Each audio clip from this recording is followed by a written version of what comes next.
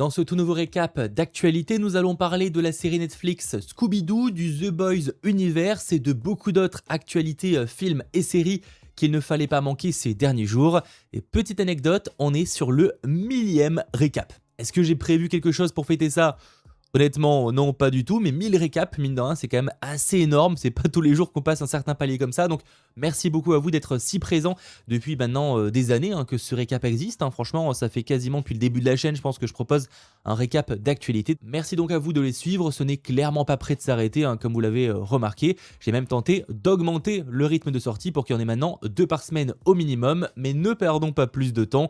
Et revenons maintenant du côté de l'actualité en parlant de la série Scooby-Doo de Netflix. Le tournage est officiellement commencé. Ça s'appellera Scooby-Doo Origins. Ça a été confirmé. Alors pour l'instant, on n'a pas encore de date de sortie pour ce projet-là, mais vu que le tournage est en cours en ce moment même, j'imagine que ça pourrait débarquer en 2027. En tout cas, ils ont posté une première photo du tournage avec donc les 4 acteurs qui incarneront les différents personnages du groupe. Alors, sur le papier, moi pour le coup, le casting me semble être totalement validé. Je trouve ça juste dommage d'avoir choisi cette photo, parce que là ils ont clairement que des t-shirts blancs. On voit pas pour Vera, mais en tout cas pour, et même d'ailleurs pas pour Fred non plus, mais en tout cas pour Daphné et pour Sammy, on voit clairement que c'est des t-shirts blancs.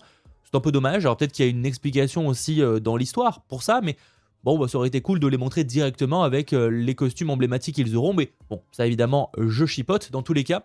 On a donc Daphné qui sera incarnée par McKenna Grace, Sammy qui sera incarné par Tanner Hagen, Vera par Abby Ryder-Fortson et Fred joué par Maxwell Jenkins. A savoir également qu'il est confirmé que cette série, et donc visiblement la première saison, sera composée de 8 épisodes et reviendra à la toute première affaire qui a tout déclenché.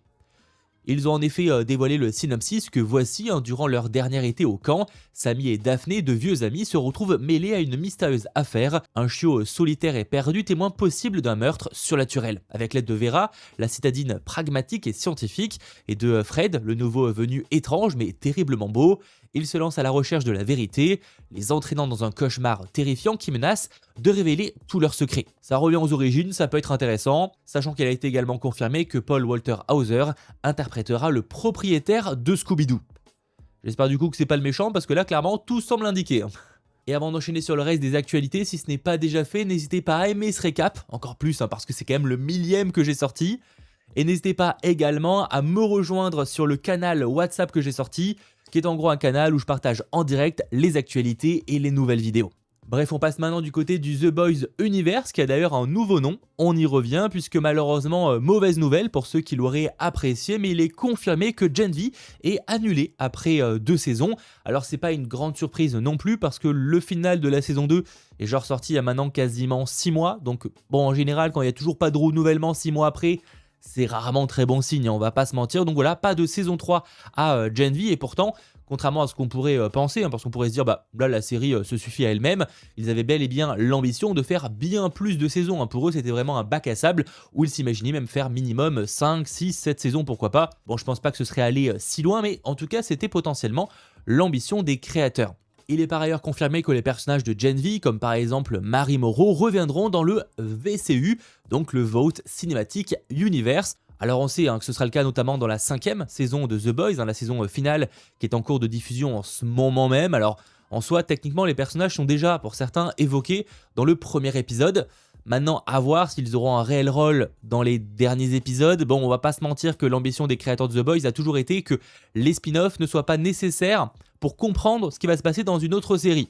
Donc globalement, si t'as pas vu Gen V, ça t'empêchera pas de comprendre The Boys. Donc même si les personnages pourraient potentiellement y faire une apparition, faut pas s'attendre à qu'ils aient un rôle très important ou qu'ils changent radicalement l'histoire. En revanche, même si Gen V est annulé, tout comme d'ailleurs la série d'animation Diabolical, sortie il y a maintenant quelques années, eh bien il y a un autre spin-off qui est bel et bien en préparation et qui se confirme pour sortir en 2027, c'est Vote Rising. Il s'agira d'un préquel à l'univers de The Boys, une histoire d'origine pour Petit Soldat ou encore Stormfront qu'on avait retrouvé dans la 2e saison. Ce sera apparemment une intrigue de mystère policier visiblement bien tordue, on n'en avait pas vraiment de doute par rapport à The Boys, et qui se déroulera dans les années 50. Apparemment, l'ambition pour l'instant est de faire ça sur plusieurs saisons. Bon, à voir maintenant si le succès évidemment sera au rendez-vous là-dessus, on ne sait pas. Après, ça reste quand même une série sur Jason Ackles, donc l'acteur du Petit Soldat. J'ai tendance à supposer qu'en termes de popularité, c'est quand même quelque chose d'autre. Donc là-dessus, évidemment, nous verrons en 2027. Il y a beaucoup de potentiel.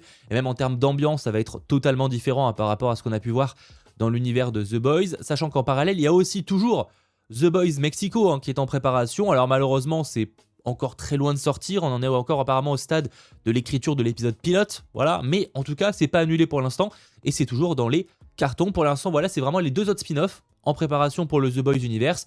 Peut-être que d'autres finiront par se rajouter, mais j'imagine qu'ils vont quand même attendre de voir déjà le succès ou non de la saison 5 de The Boys, mais aussi du coup le succès ou non de Vote Rising.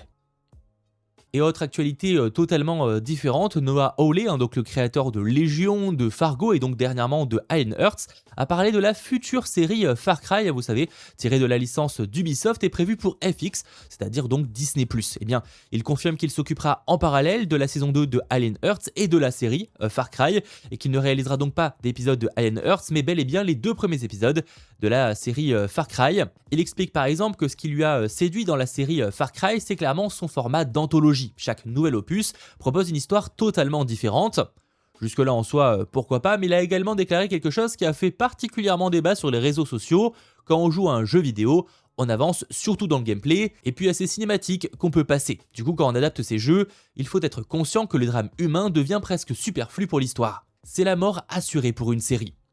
Alors je ne sais pas trop quoi penser de ces déclarations, mais là-dessus nous verrons. En tout cas, clairement, il y a un potentiel de dingue pour une série Far Cry. Et je vous laisserai évidemment réagir à tout ça dans les commentaires, mais pour l'instant, passons du côté des actualités en vrac avec un nouveau court-métrage Nemo qui est en préparation chez Pixar. Alors pour l'instant, 0 information, à voir si ce sera diffusé avant un film. Alors avant Toy Story 5, ça me semble être un chouïa précoce, mais peut-être avant le prochain film Gâteau qui sortira en 2027, c'est possible. On a également appris qu'après Call of Duty, c'est maintenant un film sur le jeu vidéo Battlefield qui est en préparation et que Christopher McQuarrie, derrière les derniers films Mission Impossible, va l'écrire et le réaliser, et que Michael B. Jordan produira le film et pourra potentiellement y avoir un rôle. Alors on ne sait pas encore quel studio le distribuera, mais en tout cas, ils veulent une sortie dans les salles de cinéma. Et en parlant d'adaptation de jeux vidéo, vous le savez peut-être, mais un film Watch Dogs est en préparation, célèbre licence d'Ubisoft, et ça c'est en préparation depuis déjà un certain temps. Le tournage, il s'est terminé en 2024. C'est même pas comme si c'était en préparation un peu lointain, c'est le tournage,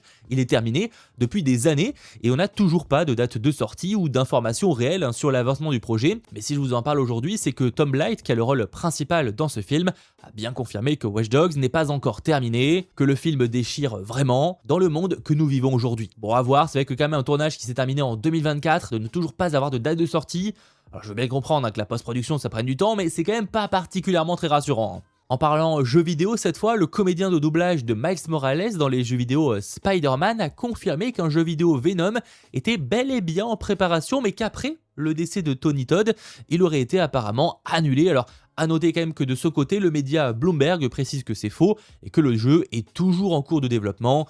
Donc là-dessus, affaire à suivre. En soi, si l'acteur de Miles Morales n'est pas au courant des avancements du projet, c'est pas surprenant non plus s'il n'est pas présent. Toujours très en vrac, alors que la série arrive le 15 mai sur Paramount+, on apprend que le showrunner de Dutton Ranch, spin-off de Yellowstone, ne reprendra pas ce rôle si la série est renouvelée pour une 2e saison, ce qui est très probable. Apparemment, les propriétaires de la licence n'auraient pas été satisfaits de sa gestion du projet, ce qui est jamais très rassurant. Autre mauvaise nouvelle, finalement, Helena Bonham Carter quitte la 4e saison de The White Lotus. Son rôle est apparemment en cours de refonte et sera remplacé. En fait, il est déclaré par un responsable de HBO que le tournage de la saison 4 de The White Lotus vient justement de commencer et qu'il était devenu évident que le personnage créé par Mike White pour Helena Bonham Carter ne convenait pas à l'actrice une fois sur le plateau. Ils ont donc choisi de la recaster. Il est également confirmé que la série suite au film Clueless ne sortira finalement pas sur Peacock aux US. La plateforme abandonne le projet et cherche actuellement un nouveau diffuseur. On a une série télévisée adaptée du film Le journal d'une babysitter avec Scarlett Johansson qui est en préparation chez Netflix. Elle sera d'ailleurs productrice de la série. Et côté film, le film Miami Vice 85 avec Michael B. Jordan et Austin Butler sortira finalement le 19 mai 2028 aux US au lieu de 2027. A l'inverse, qui prend sa place, le 4e volet de la saga La Momie réalisé par Radio Silence avec le retour de Brendan Fraser est avancé et sortira finalement dans les salles le 15 octobre 2027. Là on est vraiment sur les dates américaines, mais globalement on sera très proche. Et pour réellement terminer, cette semaine, Pathé a dévoilé un tout nouveau trailer pour les films La Bataille de Gaulle, avec L'Âge de Fer qui est daté pour le 3 juin 2026 et J'écris ton nom pour le 3 juillet 2026. J'espère que ce millième récap vous aura plu, si c'est le cas, eh bien n'hésitez pas à l'aimer, à vous abonner. On est clairement sur une petite dose d'actualité par rapport à d'autres, faut dire que le précédent récap est sorti exceptionnellement un jeudi, donc ça réduit aussi la quantité, mais j'espère malgré tout que ça vous aura intéressé, et on se retrouve donc très vite, et en attendant, eh bien vous aurez cette vidéo qui est déjà disponible. Je sais pas encore laquelle je vais mettre, mais je suis sûr qu'elle est très intéressante.